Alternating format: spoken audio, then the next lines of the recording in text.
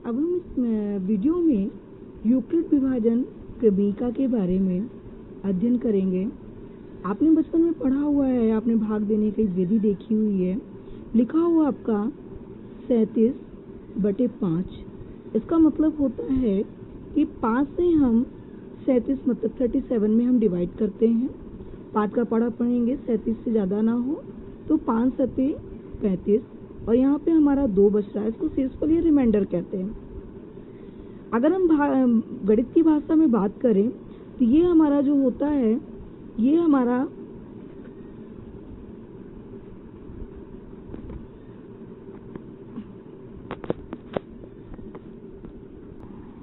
गणित की भाषा में अगर हम बात करें तो ये हमारा जो होता है, इसको हम भाज्य कहते हैं।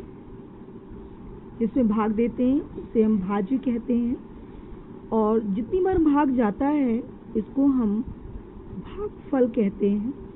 जो बचता है उसे हम जानते हैं, इसे हम शेषफल कहते हैं। और जिससे हम भाग दे रहे होते हैं इसे हम भाजक कहते हैं। नियम ये होता है हमारा कि जो भाज्य होता है, अगर इसमें हम गुणा करते हैं और इसको जोड़ देते हैं तो ये हमें मिलता है जो कि भाज्य है।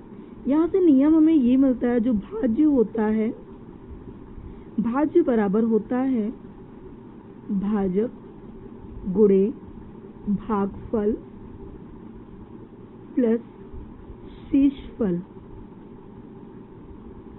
ये हमारा बेसिक नियम होता है। यहाँ पे जो हमारा शेषफल होता है, ये शेषफल कभी भी अगर शेषफल है तो वो 0 या 0 से ज़्यादा होगा, और जो भाजक होता है इससे कम होता है हमेशा। अगर ये ज़्यादा होगा तो इसका मतलब ये है कि यहाँ पर भाग हमारा और ज़्यादा बार जा सकता है। अगर ये हमारा कम है तभी हमारा सही है। यहाँ से ये निष्कर्ष निकलता है कि जो हमारा शेषफल होता है, शेषफल को हम रिप्रेजेंट कर देते हैं R से। जो R होता है वो बराबर होगा 0 के, या फिर 0 से बड़ा होगा पर हमेशा छोटा होगा। किससे? भाजक से। हमेशा भाजक से छोटा होगा। यही हमारी यूक्लिड विभाजन क्रमिका है। कथन है, 2 दिए धनात्मक पूर्णांक a और b के लिए अद्वितीय पूर्ण संख्याओं q और r का अस्तित्व इस प्रकार होगा। किस प्रकार होगा? माना जो a है वो बड़ा है b से। इसका मतलब ये है कि हमने b से a में भाग दिया। अगर भाग दिया तो हमने मान लिया कि q बार गया, और यहाँ पे कुछ भी है क्योंकि यहाँ पे हमने वैल्यू मानी है और माना कि ये जो r है वो शेषफल है। तो देखिए इसको हम लिखेंगे किस प्रकार से? इसको हम इस प्रकार से लिखेंगे कि जो a होगा वो किसके बराबर होगा? bq प्लस r के बराबर होगा। जहाँ आपको पता है a हमारा क्या है? a हमारा है भाज्य, b हमारा है भाजक और r हमारा है शेषफल।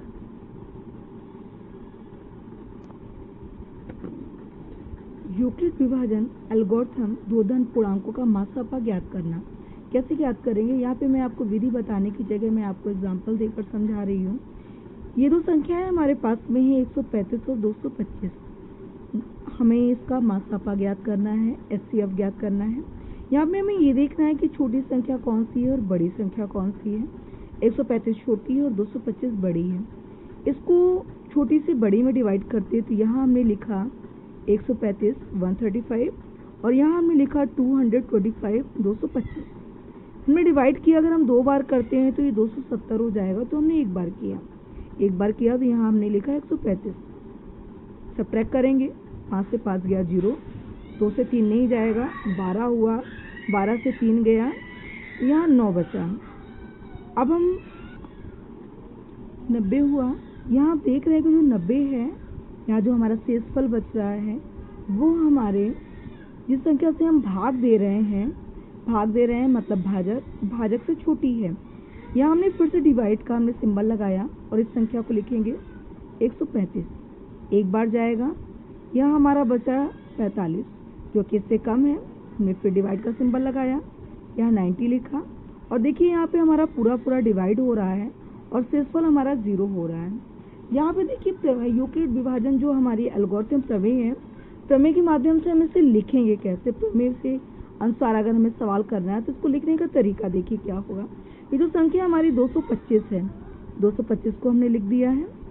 आपको पता है, आपको मैंने नियम बताया है क्या होता है। नियम हमारा है भाजक गुणे भागफल, भाजक गुणे भागफल प्लस शेषफल।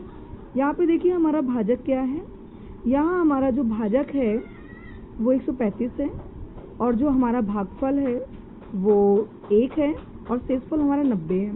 तो इसको लिखेंगे हम 135 गुणे 1 और इसको लिखा हमने 90। अब हमारा क्या होता है, यहाँ पर हमारा देखिए, यहाँ पे हमारा हमने किससे डिवाइड किया है, 190 से डिवाइड किया है और हम भाग किस में दे रहे हैं, 135 में।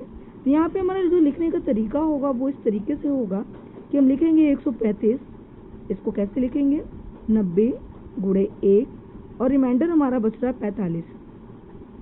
अब हम किस में डिवाइड कर रहे हैं, 90 में कर रहे हैं। यहाँ हमने लिखा 90 किससे डिवाइड कर रहे हैं, 45 से, 45 गुणे 2 और ये हमारा जो हो गया है शेषफल 0 हो गया। अगर शेषफल 0 हो गया, जो अंतिम हमारा होता है, जो हमारा अंतिम भाजक होता है वही हमारा मासापा होता है। ये हमारा देखिए भाजक है, जिस संख्या से हमने भाग दिया है ये भाजक है जिससे हमने भाग दिया, और ये अंतिम भाजक है। अंतिम भाजक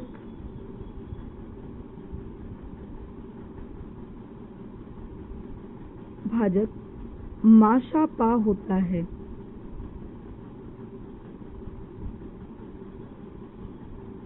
इस तरीके से आप सवालों को लगाएंगे। आपके सवाल आते हैं बोर्ड एग्जामिनेशन में मासापा निकालने के लिए, तो आप यूक्लिड विभाजन एल्गोरिथम प्रमेय का प्रयोग इस तरीके से करके सवालों को इस तरीके से हल करेंगे। इसके अलावा ये सूत्र होता है पहली संख्या गुणे दूसरी संख्या बराबर मासापा गुणे लासापा।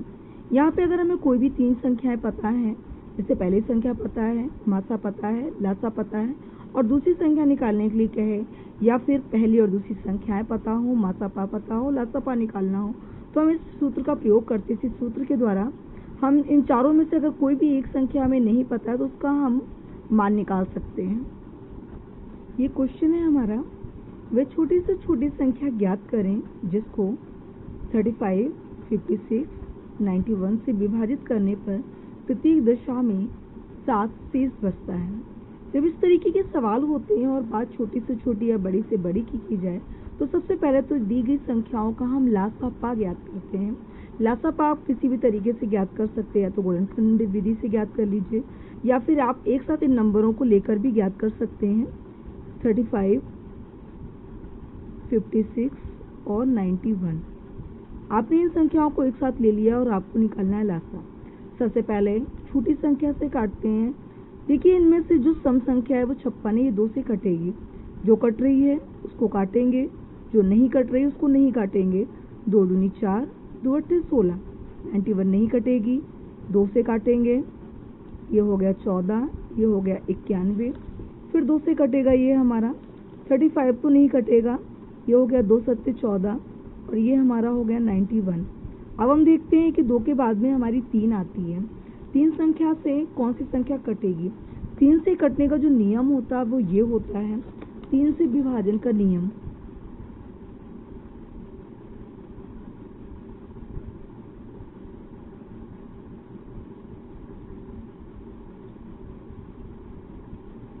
तीन से विभाजन का जो नियम होता है वो इस तरीके से होता है कि यदि अंकों का योग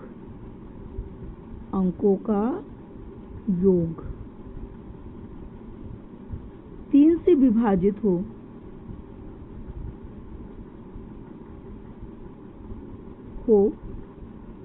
तो वह संख्या भी 3 से विभाजित होगी।